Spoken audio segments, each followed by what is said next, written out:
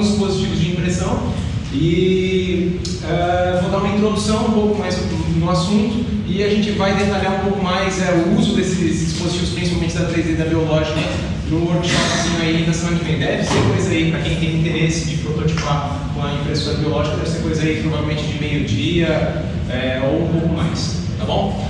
Bom, pessoal, por que diabos a gente quer usar dispositivo de impressão para fazer os nossos eletrodos? Tá? Bom, nós temos alguns problemas, tá? Dentre eles, o principal é a nossa baixa repetibilidade na nossa manufatura. Por exemplo, a gente tem feito muito eletrodo com tinta, a gente pinta o eletrodo. E aí o nosso grande problema é que por mais que a gente faça da melhor maneira possível a distribuição, por exemplo, tinha um trabalho que eu estava fazendo com o William e com a Helenice, na hora de colocar ali a tinta em cima do eletrodo, não fica exatamente igual um no outro, a quantidade de material que a gente coloca não é a mesma, a altura de um eletrodo não é exatamente igual. Então assim, o procedimento que a gente faz é muito manual. Por mais que a gente tente fazer uma coisa, vamos dizer assim, uma pesquisa da melhor maneira possível, o procedimento manual não é o ideal para que a gente consiga fazer repetição, para que a gente tenha eletrodos, vamos dizer assim, se a gente for fazer um eletrodo, um capacitor, os eletrodos não necessariamente vão ser exatamente simétricos, vamos dizer assim, vão ter as mesmas especificações. Então qual que é a ideia? Vamos melhorar o nosso processo. Como é que a gente melhora o nosso processo? Vamos usar a impressora, vamos fazer alguma coisa para facilitar a nossa vida. Então basicamente eu vou falar de 3 tipos de impressão que a gente pode utilizar aqui, tá? A inkjet, a laser e as RepRap, que são a 3D, biológica, CNC, tá? E como a gente pode utilizar cada um desses tipos de dispositivo na nossa vantagem para que a gente facilite o nosso processo de criação de eletrodo. Vamos começar pela inkjet. Todo mundo fala, a gente está fazendo tinta, então vamos fazer inkjet, né? Coisa mais óbvia assim, todo mundo pensa. Bom, como é que funciona uma inkjet? Geralmente ela funciona com um sistema de piezoelétrica. Então assim, por exemplo, imagina uma mangueira dessas de drenar a água de aquário ou de puxar gasolina do seu tanque de combustível lá quando você põe uma gasolina batizada. Quando você expande, ela puxa a tinta, ela carrega na cabeça aqui. Quando você pressiona, ela ejeta a gota no seu substrato. Então, no nosso caso aqui, por exemplo, a gente poderia utilizar uma impressora jato de tinta, por exemplo, para fazer uma deposição mais controlada de tinta, colocar a tinta sobre um eletrodo, ou, por exemplo, uma folha de alumínio, uma folha de cobre, tá? Mas como que a gente pode fazer, como que a gente pode pensar nisso? Por exemplo, vamos pensar na cabeça de impressão da Epson. Vamos supor que a gente tem ali a tinta da Helenice, a tinta da Carla, a tinta do Reinaldo, a tinta de, sei lá, do William, cada um tem o seu tipo ali. Uma impressora dessa, a gente tem 4 cores. A gente pega as tintas que dão mais certo, coloca uma em cada cor ali. Por exemplo, vamos pensar numa impressora dessas que já vem com um reservatório externo, com tanque. A gente coloca uma tinta dessas em cada uma das cores, prepara um documento lá, por exemplo, no Word, ou uma figura no GIMP, no seu editor preferido, na cor correspondente. Então, por exemplo, o preto seria uma tinta, o ciano seria outra tinta, o magenta seria outra tinta. Facilita a nossa vida. Aí, a primeira coisa que o pessoal vai chegar para mim e falar assim, mas Edu, vai entupir esse negócio aí. Todo mundo parou e está pensando assim, está todo mundo balançando a cabeça para mim, assim, tipo, Edu, vai entupir esse negócio. Então, como é que a gente pode fazer? Porque vocês já viram funilaria? Quem já bateu o carro que foi na funilaria? Que aquelas máquinas de tinta fica agitando aquilo. Por quê? Justamente para o pigmento não descer, para ela ter uma tinta homogênea, para ela não aglomerar no fundo e não entupir na hora que o funileiro está pintando o seu carro. Então, o que a gente precisa fazer? A gente precisa pensar em uma alternativa semelhante. Por exemplo, se a gente fosse usar uma ferramenta como essa, a gente tiraria o tanque interno dela, colocaria um desses tanques externos que o fabricante adora quando a gente põe e colocaria, por exemplo, um agitador, um mixerzinho. A gente poderia colocar um motor ali com uma rotação baixíssima para não gerar bolhas de ar dentro da sua tinta, para manter a sua tinta sempre misturada de uma maneira razoável e evitaria, por exemplo, a aglomeração de sedimentos no fundo e evitaria, por exemplo, o quinto piso. Aí você chega para mim e fala assim, pô Edu, legal, mas E se eu quiser usar uma tinta mais grossa? Porque a cabeça de impressão dessas impressoras aí é fina, né? A gente tem sei lá, furos na ordem de microns de espessura ali, por exemplo. Aí você fala assim, bom, a gente poderia pensar novamente na série RAP, como na 3D ou na biológica, a gente poderia pensar em algo desse gênero aqui. Os alunos disseram que iam adorar essa apresentação aqui. Então, por exemplo, o mesmo software que roda dentro da biológica, que a gente tem no laboratório, que roda na impressora 3D que eu uso para fazer os drones, chama-se RapRap, tá? Tem um kit de desenvolvimento no próprio site deles, onde eles fizeram uma cabeça de impressão piezoelétrica para jato de tinta, para inkjet. Então a gente poderia, por exemplo, utilizar um sistema desses daqui, tá? Já tem o código-fonte disponível, tem os modelos tridimensionais para a gente imprimir, tem tudo pronto para a gente utilizar, adaptar, por exemplo, na biológica que a gente tem no laboratório ou na 3D, e botar para imprimir, por exemplo, uma tinta mais grossa com uma especificação diferente que seria difícil, por exemplo, na impressora Epson, tá? Todos esses modelos estão disponíveis, são no GitHub, os modelos a gente consegue acessar aqui, são código-fonte aberto, a gente pode usar e modificar da melhor forma que a gente quiser. Além disso, você chegar para mim e falar assim, Edu, mas impressora de jato de tinta é uma dor de cabeça. Se a gente usar uma impressora laser, podemos utilizar uma impressora laser. As primeiras impressoras laser que saíram no mercado, elas utilizavam um toner que era basicamente carvão ativado e óxido de ferro. Então, se a gente pensar em pegar o reservatório do toner de uma impressora laser, por exemplo, arrancar o toner que tem ali do fabricante, colocar o nosso material ali dentro, o nosso carvão ativado, por exemplo, e fazer a impressão no nosso papel. Aí você fala assim, poxa, mas como é que isso aqui vai funcionar? Mesma coisa, a diferença é que a gente, em vez de trabalhar na temperatura exata ali que o fabricante usa, que em torno de 200 graus aqui na lâmpada do difusor, a gente pode variar isso daí para fixar esse material no nosso papel. A gente pode, inclusive, não necessariamente imprimir no papel, a gente pode imprimir, por exemplo, em folha de alumínio, tá? Dá para fazer, tem vídeo aqui na internet, se vocês quiserem ver também, tá? É possível. Então, assim, tudo isso a gente poderia fazer para contribuir numa impressão um pouco mais controlada. Vocês querem que eu explique como é que funciona a impressão a laser ou acelero para ganhar tempo para quem é o próximo? Pode perguntar. O toner, ele é sólido ou ele é um... Não, é um pó. É um pó, o grão é da ordem de 8 a 16 microns das impressoras mais antigas. Hoje o pó é um pouco maior, um pouco menor, tá, o diâmetro dele. Então assim, a gente poderia utilizar algo nesse tipo. Então assim, como é que funciona? A gente tem aqui um rolo, um charge hole, que ele carrega o nosso cilindro ali Quem já pegou um toner aqui, já viu um toner de impressora laser na mão? Todo mundo já viu. Tem aquele cilindro embaixo ali, que é um cilindro fotossensível. Tá? Aquele cara ali é o que vai fazer a transferência do toner para o nosso papel. Como é que ele faz isso? A gente pega aqui, ele tem um cilindro que é carregado eletrostaticamente, ele carrega o nosso cilindro inteiro aqui eletrostaticamente. Aí o laser, ele não vai atirar no nosso cilindro aonde ele quer que a tinta fique, ele vai atirar no negativo, ele vai fazer o oposto, ele vai tirar da onde ele não quer que tenha toner. Então ele vai fazer vamos dizer assim, ele vai pintar o nosso cilindro fotossensível no negativo da nossa impressão.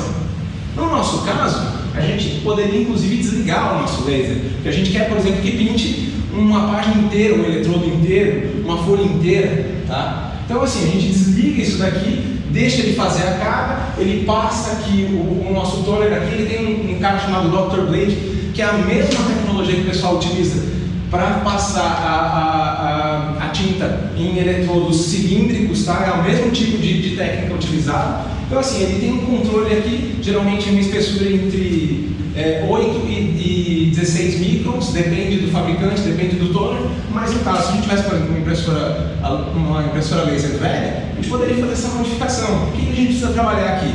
Primeiro, desligar o laser, ou então fazer uma página inteiramente preta para que ele pinte a página inteira e controlar a temperatura aqui da lâmpada. para que a gente faça a fixação do nosso carvão ativo, por exemplo, no nosso papel ou na nossa folha de alumínio. Uma ideia. Mas o drone seria só o pó ou você colocaria um binder? Não, cara, hoje em dia o toner, eles utilizam até alguns materiais à base de plástico, mas os originais, os primeiros lá, nos anos 90, lá nos anos 80, era carvão e óxido de ferro.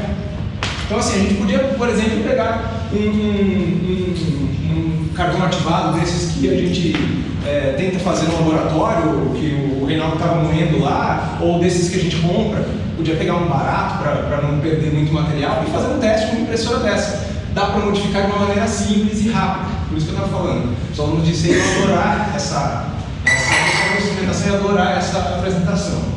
A outra alternativa que nós teríamos, tá? Seria, quem quiser depois, então só para falar, esse aqui é um diagrama da Lexmark, tá? Mas basicamente todas as impressoras laser funcionam da mesma forma, tá? Só uma pergunta. Pode perguntar. É possível a gente colocar um pó dentro disso aí? Sim. Não, sim. Tipo, o que o pessoal faz que é a recarga é justamente isso. Eles vão lá, enchem de pó novamente e utilizam novamente. Então assim, a gente podia pegar uma impressora velhinha para isso e tentar fazer essa maluquice, entendeu? Seria um teste válido. A gente chamou moendo. Exatamente. Cara, e assim, a gente tem controle no inspetor, a gente não consegue mudar isso aqui porque nós não temos ferramenta para esse nível de precisão, para mudar o tamanho da camada que nós temos aqui. Mas a gente consegue controlar a temperatura e ligar ou desligar o laser para que ele sensibilize a página inteira, por exemplo. E a gente tem uma página inteira de eletrodo feita para fazer, por exemplo, cilíndrico, por exemplo, ou então para cortar depois e montar capacitor, sei lá, palm cell, não sei, é algo válido, pode perguntar. Outra pergunta, esse pó, para ele fixar no material, ele tem um tipo de malha, gancho? Hoje em dia eles utilizam plástico, tá? Algumas partículas de plástico misturadas aqui no pó, mas antigamente não, era simplesmente colado na temperatura. Então nessa temperatura aqui que gira em torno de 220 graus, ele fundia esse carbono e ele grudava esse carbono e esse óxido de ferro no papel. Então de repente uma dessa, né? Não sei, assim, são conjecturas, mas são coisas que a gente poderia fazer, que poderiam facilitar a nossa vida e automatizar o nosso processo de uma maneira rápida, tá? Sugestões. Agora vamos falar rapidinho das RapidRap. O que são as impressoras RapidRap? São Replicating Rapid Prototypier. O que é isso? Que maluquice é essa? Basicamente, a impressora biológica que o Reinaldo comprou é uma RapidRap. Tá? Uma impressora 3D é uma RapidRap. O menino do CNC não está aqui hoje também, né? Tá tudo bem. Então, uma CNC também é uma RapidRap. O que elas são? É uma impressora de código aberto, tá? O firmware de todas essas impressoras é código aberto, está disponível no GitHub, a gente pode modificar e ver como ele funciona de forma à vontade, tá? E utilizar. Qual que é a vantagem dessas impressoras? Qual que é a diferença dessas três impressoras uma para a outra? Bom, o CNC, todas elas funcionam da mesma forma. Ele vai te dizer a posição que ele tem que colocar o carro de impressão e quanto ele vai ter que fazer de extrusão, ou no caso do CNC, quanto ele vai ter que perfurar, ou quanto ele vai ter que desgastar, alguma coisa do gênero.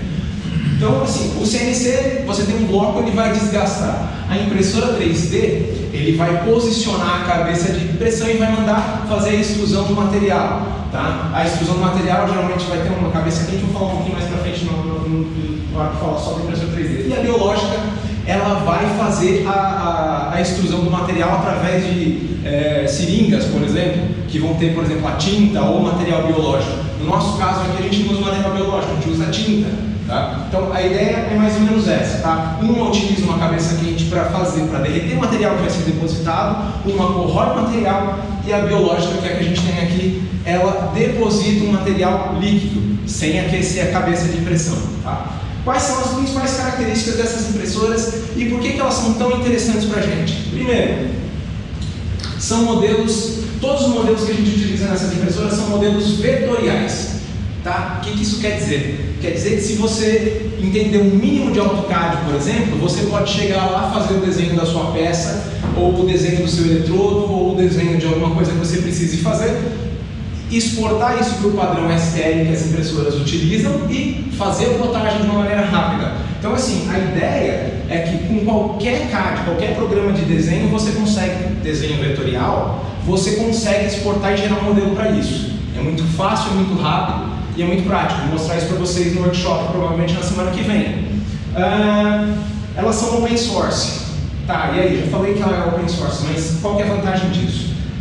A vantagem disso é o seguinte, por exemplo, se você chegar lá numa impressora da Epson, você não consegue dizer para ela quanto de tinta você quer que ela utilize. Nessa daqui a gente consegue dizer. Então eu chego para ela e falo assim, olha, eu quero que você faça uma camada de 50 microns, eu quero que você faça uma camada de 100 microns, eu quero que você aumente o multiplicador de extrusão para forçar a saída de um material ou não, entendeu? Então assim, eu consigo controlar esses parâmetros que numa impressora convencional a gente não consegue. Só nesse tipo, teoricamente, só nesse tipo de impressora a gente consegue esse nível de refinamento e de controle do que ela está sendo impressa. Tá? E o final, que é o tal do G-Code. O que é o tal do G-Code? Ninguém sabe o que é o G-Code, né? Tá, o G-Code, o Fernando levantou a mão no fundo.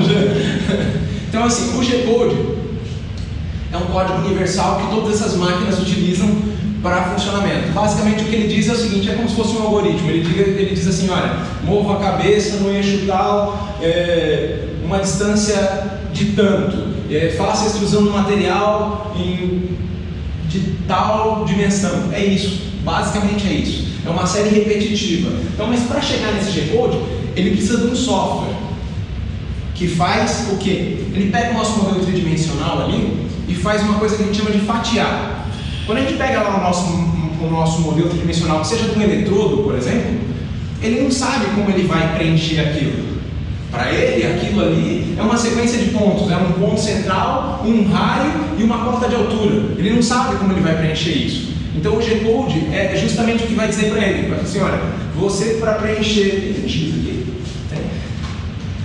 aqui, ó, por exemplo, para você preencher isso daqui, você vai pegar aqui, por exemplo, aqui, ó, vamos pensar isso aqui, ó, isso aqui é Y, isso aqui é X, seria a mesa de impressão da impressora biológica ou uma impressora 3D ou um CNC, ele vai falar assim, olha, você vai deslocar nesse sentido, preenchendo assim.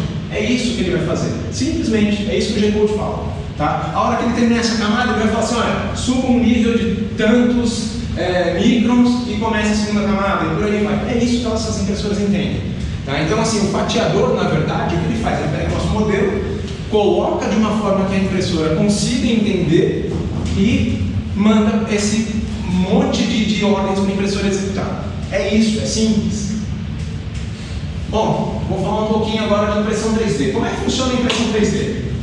Eu já falei brevemente o que é ao longo, mas vamos falar um pouquinho mais. Como é que funciona? Geralmente nós temos, toda impressora 3D, nós temos uma base que geralmente é aquecida, tá? Onde nós vamos ter aqui um plano, um eixo X e um Y. Então o nosso plano XY está na mesa da impressora, tá? Essa mesa, ela se desloca ao longo da cota Z para que o bico de impressão chegue nela, tá? Geralmente essas impressoras todas, elas têm um recurso, as 3D, elas têm um recurso de alto nivelamento, ou seja, ela tem geralmente um sensor óptico ou mecânico nessas impressoras, onde ele vai pegar a posição, a altura dessa mesa em diversos pontos, tá? E vai fazer uma interpolação bilinear para que a gente tenha uma impressão homogênea e que a gente não tenha, por exemplo, uma mesa torta e ela caia, por exemplo, no meio da impressão, que ela fique torta no meio da impressão, que ela perca a sustentação. Então, assim, por que ela precisa disso?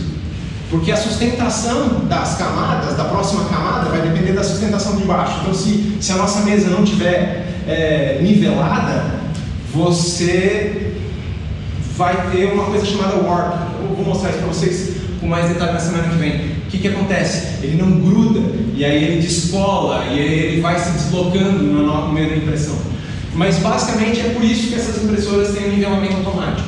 Além disso, elas têm um recurso de aquecimento da temperatura da mesa. Para que é isso? Para manter o material que está sendo impresso colado na impressora.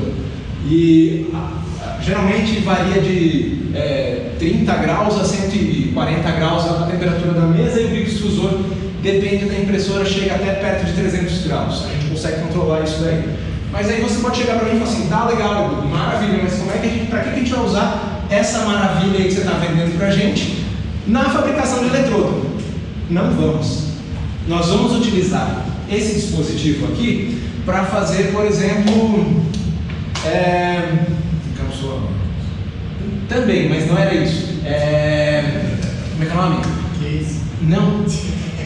Aquilo que a gente fez lá para os capacitores de alta tensão, moldes, por exemplo. Então, assim, o Reinaldo e eles estavam fazendo moldes, utilizando molde para impressão de capacitor de alta tensão. O que era? Era um monte de capacitor associado em série, tá? Só que a gente não tinha como ordenar esse capacitor de uma forma manual. Então a gente precisava do quê? Do molde. O Reinaldo trouxe uns moldes lá que ele conseguiu não sei onde, aí as meninas chegaram para mim, Gu, faz mais.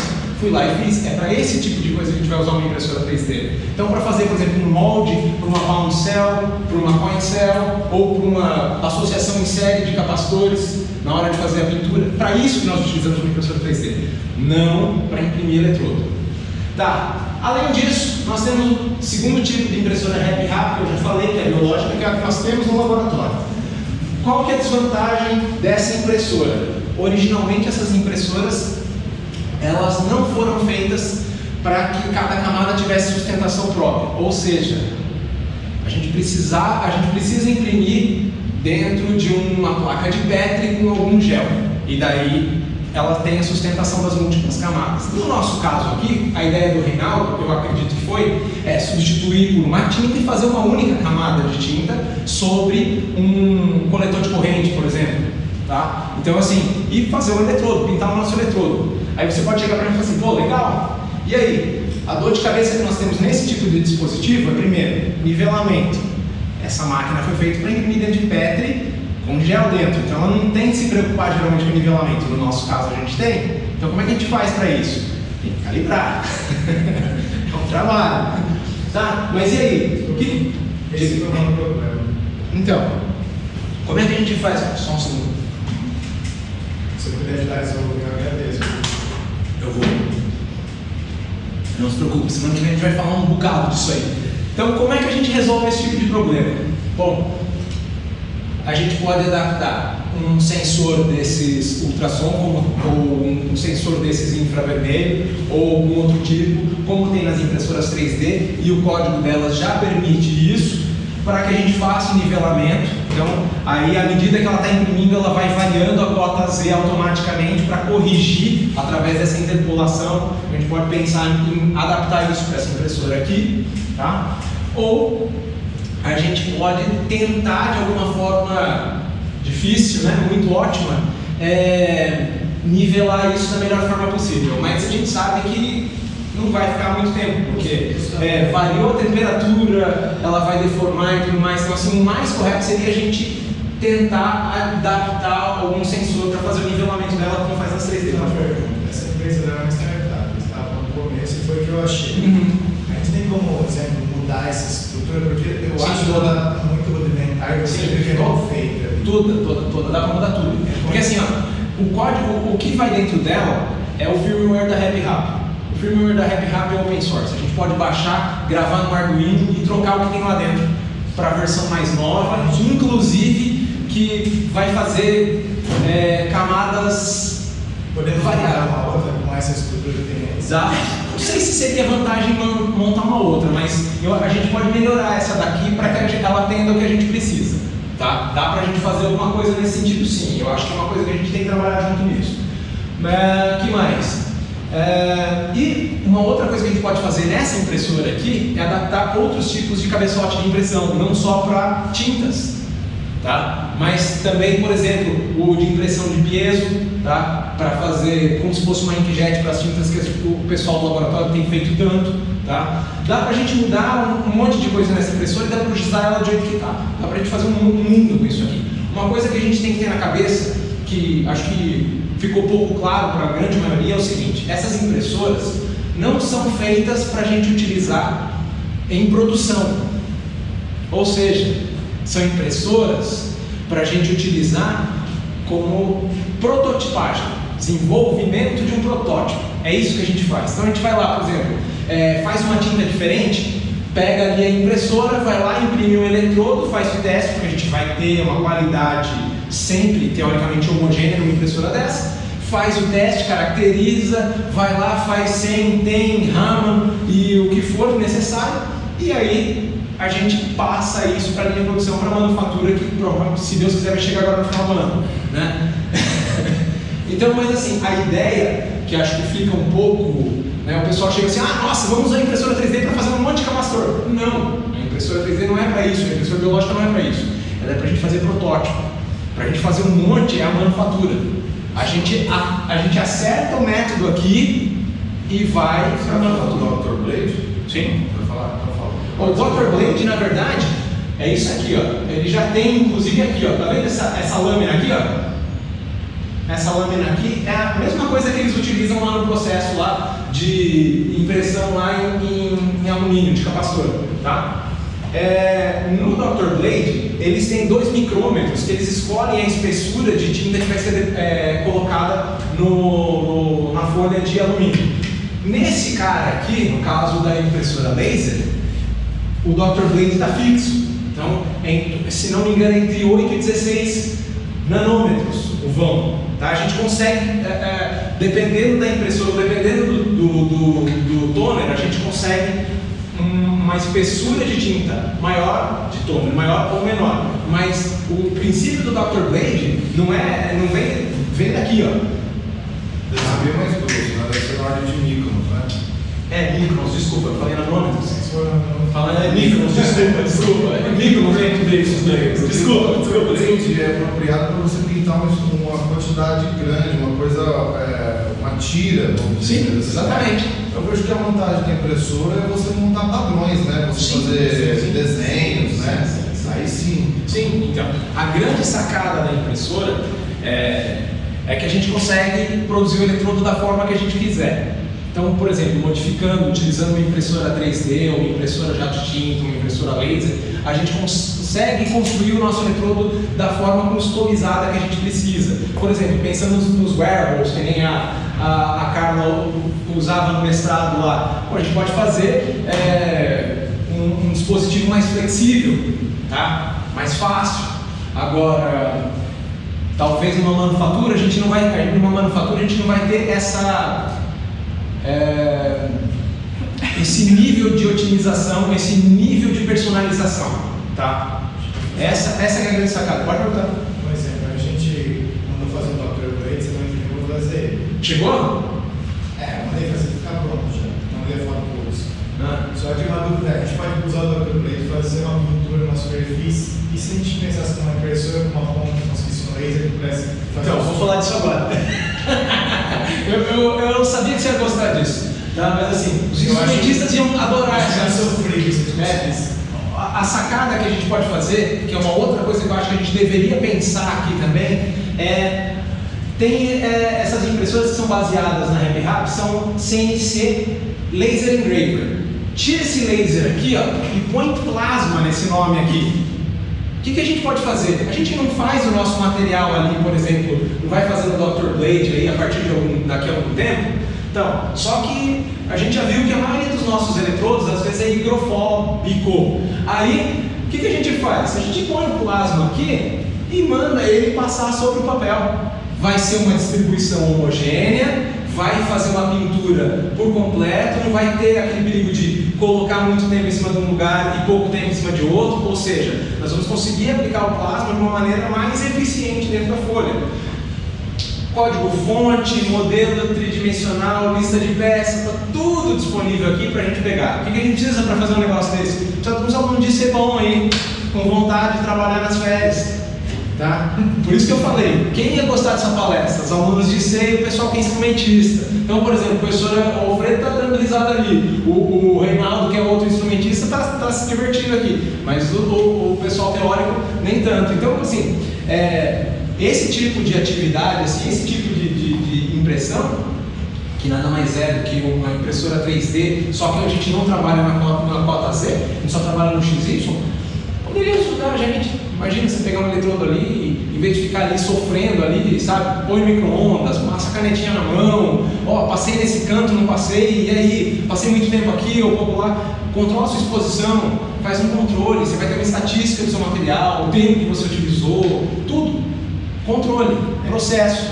O nosso processo é assim, apesar de a gente ter resultados excelentes, nosso processo falta um pouquinho nesse tipo de coisa, falta repetitividade, é isso, eu não consigo falar essa palavra. Pode falar. A técnica do curso de utilização da máquina grande, Sim. tivesse esse sistema na saída. Sim, por exemplo. Porque não tem como a gente fazer um volume enorme se vai ser tudo fora. Sim, por exemplo. Tá, outra coisa que a gente pode fazer A também. gente tem que ver se joga água, né? Então, não sei, mas por exemplo, a gente pode pensar também. Tem essa, né? Mas a gente pode pensar também na questão do fusor, que nem tem na impressora laser, sabe? Na saída dele, a gente já passa ali alguma coisa aquecendo, uma lâmpada dentro de um rolo, que vai, por exemplo, fazer a cura do material, a secagem do material, para já deixar ele mais suscetível ao toque. Que obviamente a gente não pode tocar, né? Porque tem gordura na nossa mão e vai estragar o nosso dispositivo, né? Vai atrapalhar o funcionamento do nosso dispositivo. E logo depois disso a gente já poderia, por exemplo, botar isso na frente para fazer o ataque ali com o plasma em cima da nossa superfície. É uma sugestão. Assim, as ideias existem. A maneira para a gente melhorar a nossa fabricação de eletrodos existe. O que precisa? Tempo, talvez um pouco de dinheiro. Isso daqui não deve custar muito dinheiro para fazer, deve ser porcaria para fazer um troço desse. Precisa de Arduino, precisa de servo, precisa de algumas coisas, um monte de coisa a gente consegue pegar aqui, por exemplo, a gente já tem no nosso laboratório, consegue pegar aqui os componentes eletrônicos aqui em cima no almoxarifado, obrigado, tá? E o que não tem a gente consegue comprar barato, são coisas que são componentes simples, tá? Eu não sei, eu acho que algo a se pensar. De qualquer forma, eu dei um panorama do que são impressoras, de como elas podem melhorar o nosso processo e por que a gente deveria pensar em utilizar elas com mais frequência em vez de fazer o nosso processo, pelo menos nessa parte da pintura, tão manual. Nas próximas semanas, eu não sei se eu marco antes da data do entregável do Hudson ou depois, a ideia é fazer um workshop de impressão biológica, onde a gente vai abordar modelagem utilizando AutoCAD, Inventor e Blender, que dá para fazer em qualquer um deles. Detalhe, o AutoCAD e o Inventor, para quem não sabe, como nós todos temos e-mail da Unicamp, nós podemos pedir a versão estudantil para o Autodesk gratuita, tá? E utilizar à vontade. Eu, inclusive, estou utilizando o Inventor e o AutoCAD por causa da minha conta de estudante da Unicamp, tá? O Blender é open source, a gente pode utilizar à vontade, tá? Os fatiadores, o Simplify, que a gente, se não me engano, a gente tem. Os fatiadores que eu utilizo, geralmente são Slicer e Cruise Slicer, tá? São os caras que vão pegar o nosso modelo tridimensional e vão montar o código G-Code que a impressora vai entender e como ele vai utilizar esses parâmetros. Então, eu vou falar um pouquinho sobre isso no workshop. Calibração, que é uma coisa que acho que a gente tem bastante dificuldade aqui no uso, principalmente da nossa, tá? Tanto da biológica como da 3D, e o processo de impressão. Então, assim, eu não sou especialista nisso, mas eu já usei um pouquinho de impressão durante o meu mestrado e estou usando muito agora no meu doutorado por causa da prototipagem do meu drone, dos meus drones. Então, quem tiver alguma dificuldade e pretende utilizar esse tipo de impressão, por favor me procurem. Eu vou montar um Google Forms que nem fez o nosso amigo o Rafa e mandar para todo mundo para ver quem tem interesse de fazer isso daí, para tentar marcar um dia. Provavelmente vai ser depois da data dos entregáveis do Hudson, para não enforcar ninguém, e aí a gente combina direitinho, tá bom? Obrigado e perguntas.